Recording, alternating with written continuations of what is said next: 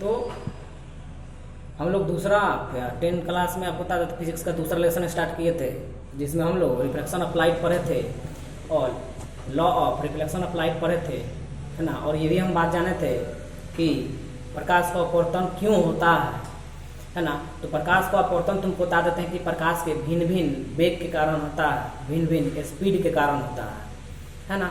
वही स्पीड के बारे में हम आज बात करेंगे, स्पीड ऑफ लाइट, है ना। स्पीड ऑफ लाइट, तो तुम स्टार का चिन्ह लगाकर पहले लिखना कि विभिन्न माध्यम में प्रकाश की चाल भिन्न भिन्न होती है। स्टार का चिन्ह लगाकर लिखना, विभिन्न माध्यम में प्रकाश की चाल भिन्न भिन्न होती है। मतलब क्या, अब माध्यम हम तुमको कितना दिन से बता रहे हैं कि माध्यम का मतलब बात समझना कि हम एयर का बात कर रहे हैं, कि मतलब प्रकाश जो है एयर में है, कि प्रकाश जो है पानी में जा रहा है, कि प्रकाश जो है कांच में जा रहा है, कि प्रकाश कहाँ जा रहा है, बात समझ आओ ना। तो इस बात से हम लोग है ना पता लगाएंगे, इसी को बोलते हैं हम लोग स्पीड ऑफ लाइट, आपको बता देते हैं ना। और स्पीड ऑफ लाइट जो होता है डिफरेंट मीडियम के लिए क्या होता है, डिफरेंट होता है। इसी डिफरेंट स्पीड के कारण जो होता है लाइट का क्या होता है, रिफ्लेक्शन होता है ना। अब हम जानेंगे, देखो स्टार का चिन्ह लगाकर तुम आगे लिखोगे कि वायु या निर्वात में प्रकाश की चाल 3 लाख किलोमीटर पर सेकंड होता है, और 1 किलोमीटर में जानते हो ना तो उसके पावर 3 मीटर होता है। दूसरा तुम याद रखोगे यही बात, है ना, जल में प्रकाश की चाल इतना होता है ना। कांच में प्रकाश की चाल इतना होता है, तुमको ये याद रखना पड़ेगा मुन्ना, है ना। ये महत्वपूर्ण है, महत्वपूर्ण इसलिए है कि यहाँ से न्यूमेरिकल बनेगा, ये सब जीके की तरह याद रखना। इतना किलोमीटर है ना, इतना किलोमीटर होता है प्रकाश का चाल। मतलब देखो यहाँ प्रकाश की चाल, अब देखो यहाँ क्वेश्चन आ जाता है निर्वात और वायु। तो निर्वात का मतलब होता है वैक्यूम, जहाँ कुछ भी नहीं हो, और वायु तो जानते हो ना जहाँ एयर हो। तो तुम्हारे दिमाग में एक बात चलता होगा तुमको, है ना, कि सर जी एयर में तो है ना प्रकाश की चाल, है ना, वैक्यूम से थोड़ा अधिक होना चाहिए। हाँ होता है, ये नहीं बोलेंगे, प्रकाश की चाल वैक्यूम में अधिक होता है एज कम्पेयर टू एयर, है ना।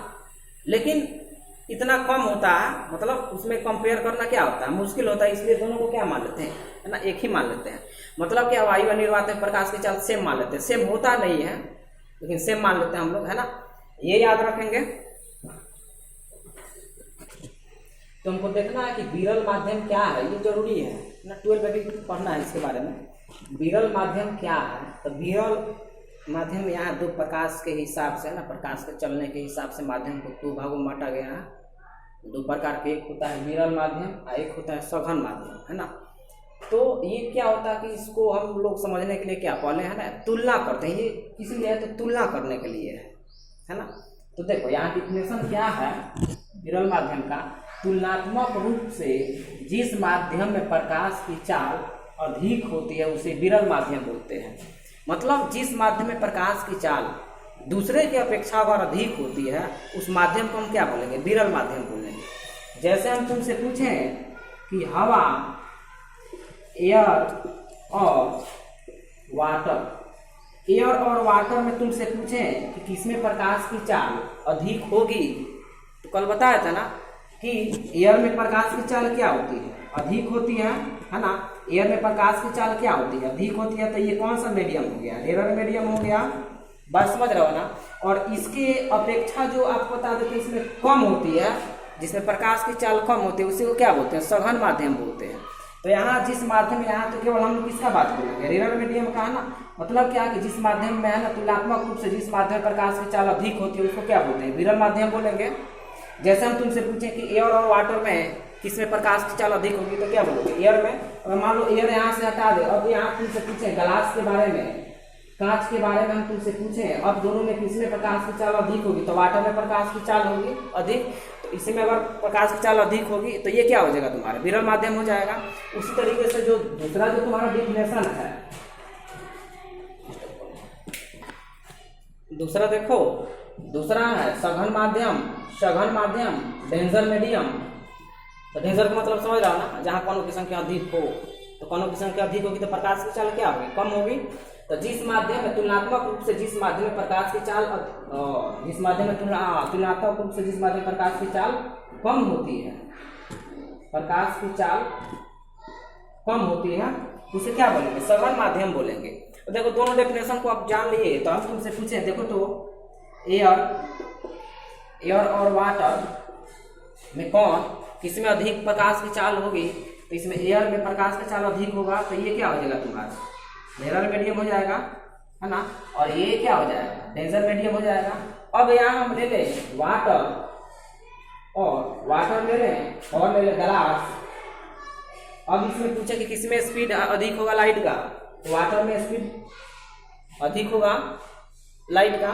तो ये यहाँ बन गया क्या, देख लो, है ना, ये यहाँ बन गया रेयर, और ये यहाँ क्या बन गया, डेंजर बन गया। देखो अब यहाँ कोई फिक्स नहीं है कि यहाँ हमेशा एयर को रेयर बनेंगे तो हमेशा इसको मानेंगे, तुलनात्मक रूप से बोलना है ना। मतलब 3-4 गो मीडियम आपको दे दिया, 2-3 गो आपको मीडियम दे दिया, उसमें पूछा जाए कि किसमें, है ना, कौन सा, है ना, आप बता रेयर मीडियम होगा, कौन सा डेंजर मीडियम होगा, तो उसके लिए हम लोग स्पीड ऑफ लाइट को मेजरमेंट करते हैं। जिसमें स्पीड ऑफ लाइट आपको बता देते हैं अधिक मिलता है, वो रेयर मीडियम हो जाएगा।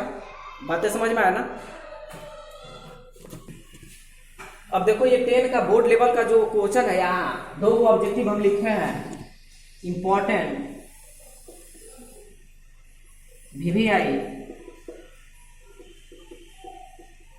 इसको तुम कर लेना ना, बस एक फिक्स है ये क्वेश्चन, एक इसमें से एक क्वेश्चन फिक्स है 10 क्लास में, 100% फिक्स है ना।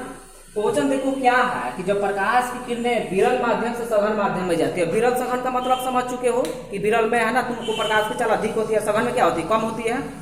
तो जब प्रकाश की किरणें अगर विरल माध्यम से सघन माध्यम में जाती है, जब प्रकाश की किरणें विरल माध्यम से सघन माध्यम में जाती है, तो वह अविलंब की ओर मुड़ जाती है, मतलब जिधर अविलंब होगा ना उधर मुड़ जाएगी।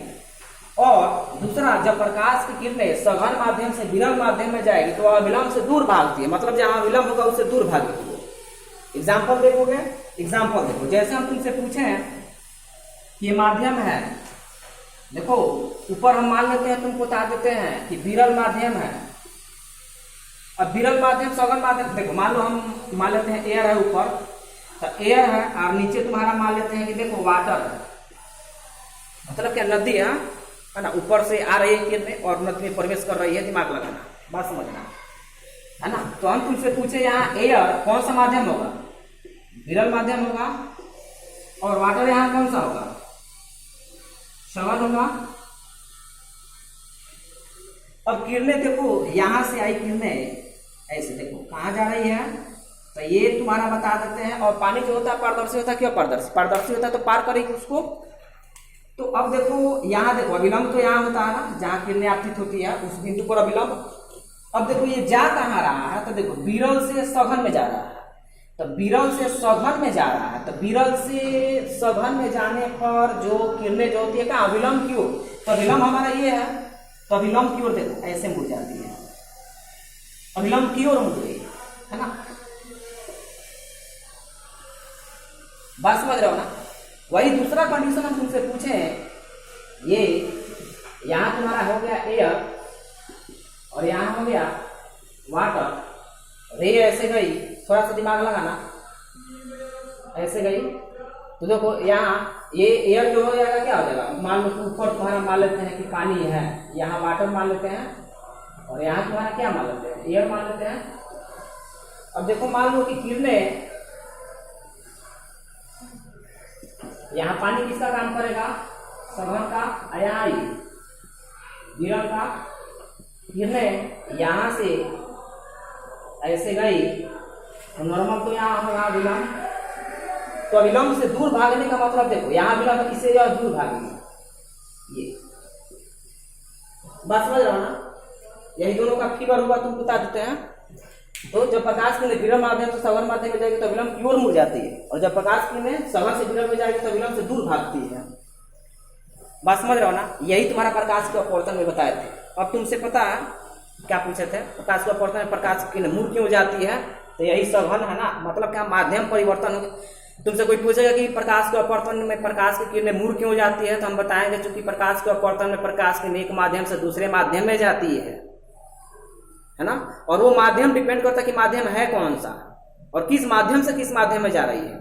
तो अगर तुम बता देते हैं कि ये अगर जाएगा अगर है ना विरल से सघन में तो विलंब की ओर, और सघन से विरल हो जाएगा तो विलंब से दूर भागती है। तो हम लोगों का आज इतना पढ़ाई, इतना तक की पढ़ाई खत्म हुआ।